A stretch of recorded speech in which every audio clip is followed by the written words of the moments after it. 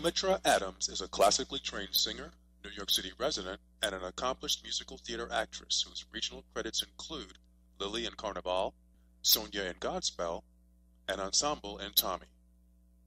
A proud advocate of children's education in art and music, Miss Adams has had the opportunity to reach thousands of children and young adults through master classes, educational workshops, and children's opera performances while working with the Virginia Opera, Florida Grand Opera, and Des Moines Metro Opera. She is the winner of numerous awards, including the Bell Canto Opera Competition, the Joseph LiPuma Vocal Competition, finalist in the New Jersey Alliance of Performing Artists Vocal Competition, the Margaret Hillis Study Grant, and the Manhattan School of Music Merit Scholarship. She now joins us to discuss her career and role as the lovely daughter in the world premiere production of composer Josh Olswang's new opera, Juniper Tree, which will open here in New York City on December 12th. Welcome, Ms. Adams. Thank you so much, Gary. I'm sure you're extremely excited about your upcoming performance. I am. I'm so thrilled to be originating a role in a new opera, and it's been so exciting to be part of the creative process in developing the work and seeing it grow. Now, for those who are not well versed in opera, could you provide an overview of your role and the Juniper Tree in general? Absolutely. The Juniper Tree it's a story adapted from the Brothers Grimm fairy tale. And basically it is a story of two families who come together.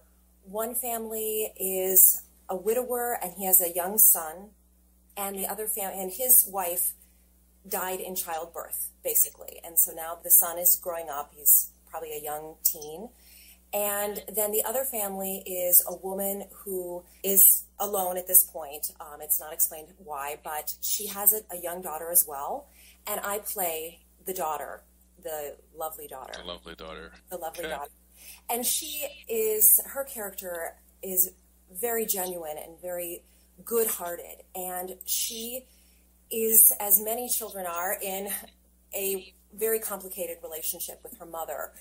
The mother is quite malicious, and in reference to the typical Grimm's fairy tales, she would be like the evil stepmother type of character. And in our adaptation, it's fleshed out more in humanistic terms, but she's self-serving, and she is looking to sink her claws into a rich widower, and she has her intentions of what her objectives are. And her young daughter is conflicted because she sees more about the mother's psychological profile just based on her experience living with her, and she's uncomfortable with some of those intentions. But of course, as a child is, until a certain age, she's kind of unwittingly dragged along. And so the character of the lovely daughter explores that journey of families and relationships and how she can stand on her own and forge her own selfhood separately from her mother and the mother's characteristics that she does not necessarily agree with. I see. So even though it's a classic piece, it still very much deals with contemporary issues. Absolutely. Absolutely. And that's one of the things that I love about, theater in general, but opera. And so even opera can be hundreds of years old, literally, but when it's dealing with human relationships and dealings with even political situations, those things tend to be timeless. And that's what makes an opera that might be from the 17 or 1800s relevant today, is how do we connect as people? I see. And that's what I love about the art form. As stated earlier, the composer of the work is Josh Olswang. That's right. What is it like working with him, and how does he differ in terms of creativity from composers you've worked with in the past? Well, it's been a great experience working with Josh. He is very creative, and I've also found him very open to ideas, and he's very much a collaborative artist. So it was clear from the very beginning that he wanted to draw into this project people that were like-minded, that were very much collaborators, and that it would be an ensemble production, and that everyone would sort of have an equal footing. It's not really like a star vehicle, even though it could be. I mean, some of the characters definitely have more time or more music than other characters, but the idea of this show is that it would be an ensemble piece, and so that everyone comes together to make it grow and to make it into something beautiful. And because he set that tone as the leader of the project, that, that has a great trickle-down effect, and so that everyone comes together and works as a wonderful creative team. And so I've really appreciated that so much. And I've also had the opportunity in my career along the way to work with other new works and composers, and I've had great experiences along the way. But I have to say with Josh, it's been really wonderful to have his leadership creatively, because he's got a great vision for how he wants this project to grow and future projects, of having almost like a collaborative or a group that comes together to create new works. And so I love that, and I love that happens in New York City maybe more often than other places. New York City is such a great place for those types of projects to bloom and grow. In preparing for this role, what has proved to be the most challenging aspect?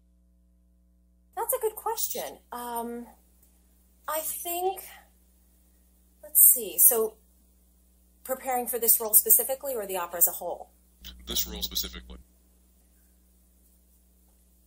That's a good question.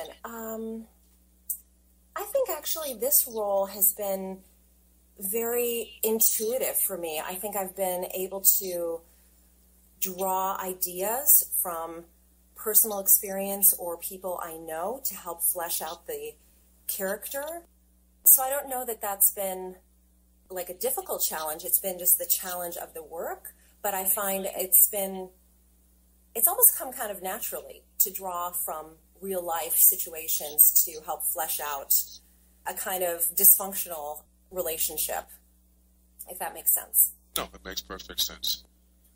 I think for a project like this, the challenge is, project like this meaning it's an independent opera, it's being produced by the composer, which is amazing.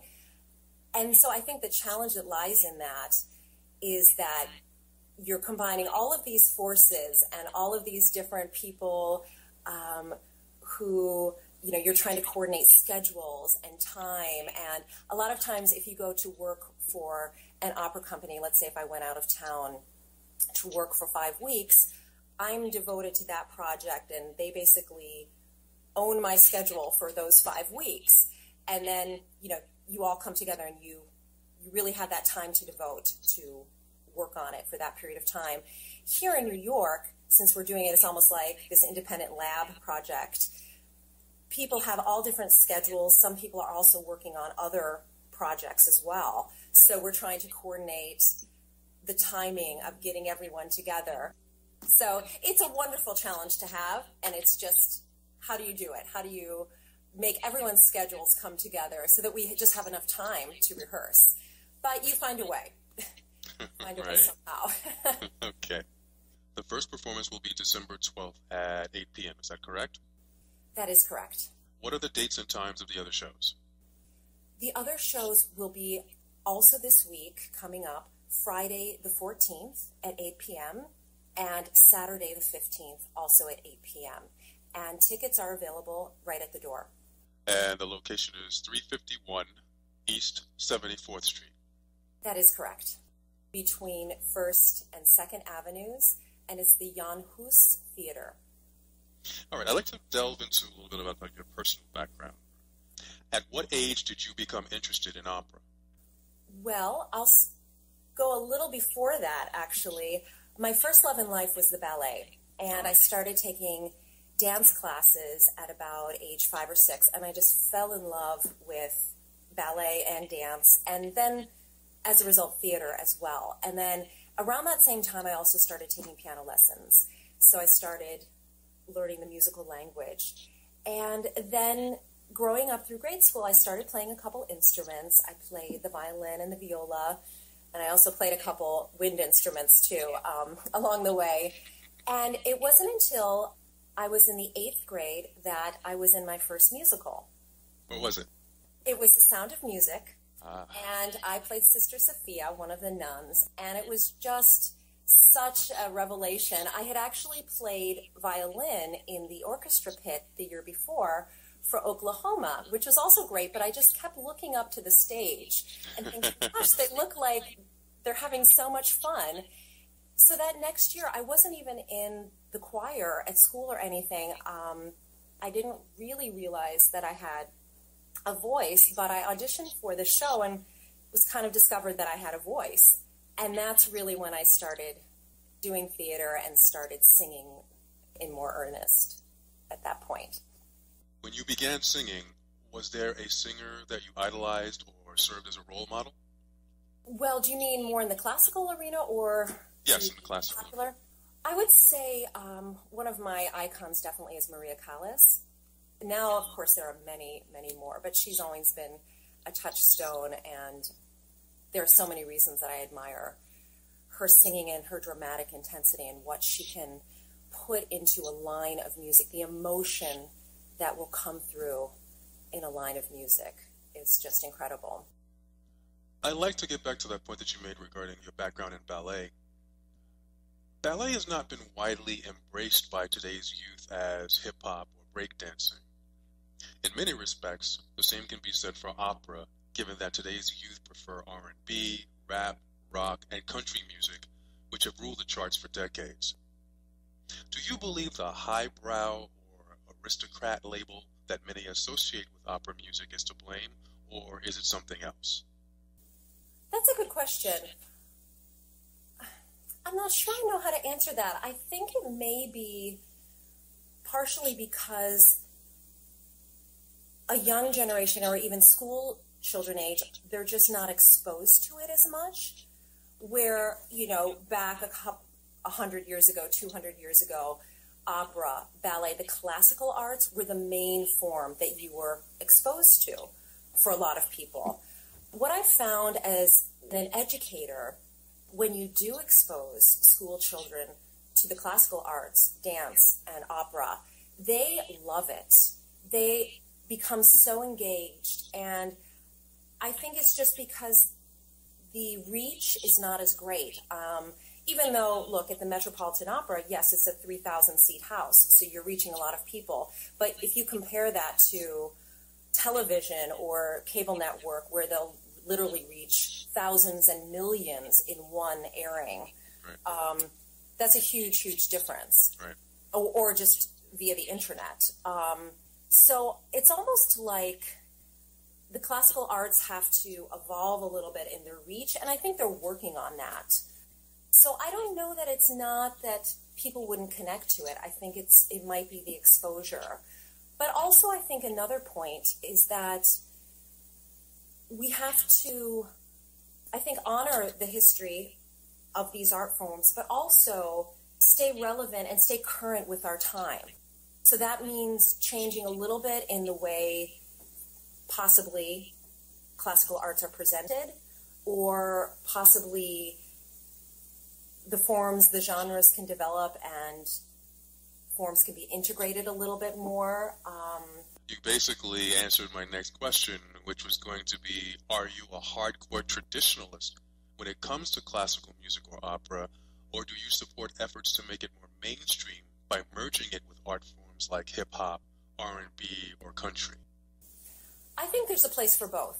I think there is definitely a place for traditional presentations where you do set it in the time period, and it's just as relevant as it was 200 years ago. Let's say an opera of Mozart or Verdi. These operas, because of the political drama or the humanistic connections that we talked about before, these relationships, it should be as relevant as a current work.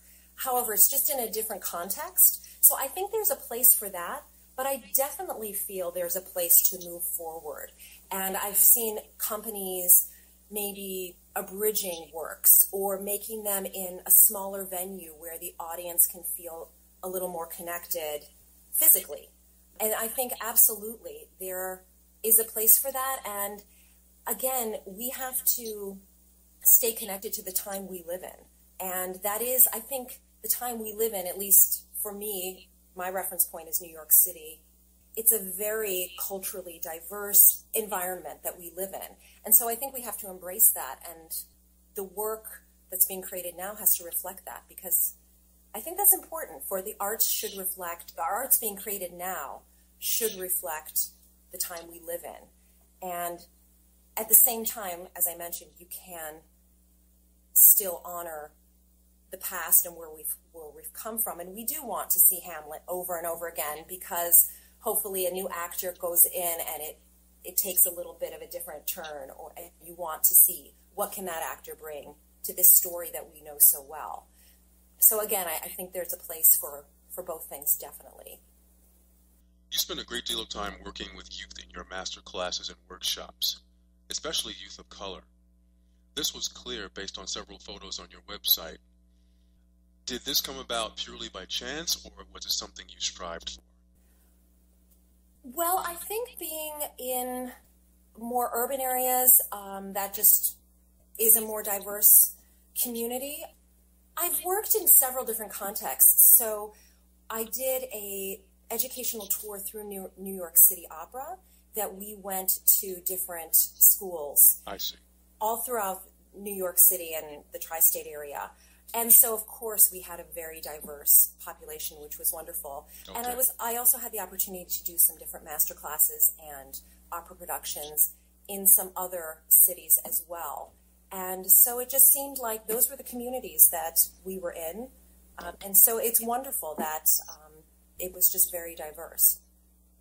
What advice would you give to young people considering a career in opera? I would say definitely follow your dreams. If it's something you feel strongly and passionate about, it's such a wonderful way to explore your creativity and communication.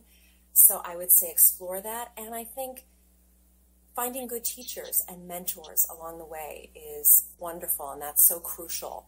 And getting a good education and continuing to be educated and to learn. I still have teachers and mentors that I work with, and they're invaluable. And I think as a creative person especially, you'll be learning your entire life. And it's important to have people around you that are supporting you and that you can learn from. In closing, is there anything you would like to say to the general public regarding the art form you dearly love? Well, I think, first of all, thank you for supporting the arts and being open to seeing something you might not have seen before. And if you haven't seen an opera per se, please join and come to see Juniper Tree this week. It's a great introduction if you've never seen opera before. It's in English. It's about an hour and a half long, so it's a great intro.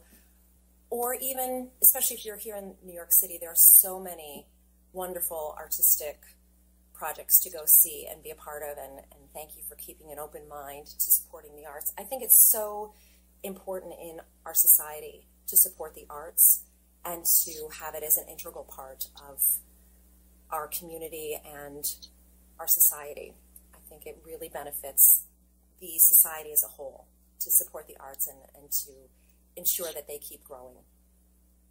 Once again, our guest has been Demetra Adams, who will be performing as the lovely daughter in the world premiere of composer Josh Alswing's opera Juniper Tree. The shows will take place in New York City on December 12th, 14th, and 15th at 8 p.m. Thank you very much for being here, Ms. Adams. Thank you so much, Gary. It's been such a pleasure. If anyone would like to contact Ms. Adams or obtain more information on her or future performances, a link to her website has been posted below. If you would like to be showcased on an upcoming edition of the G-Man interviews, you can send an email to fromthegman@gmail.com. You can also show your support for this independent news and information site by kindly making a donation in the upper right corner by clicking on the donate button. You've been listening to the G-Man interviews. Until next time, stay cool, stay safe, and stay informed.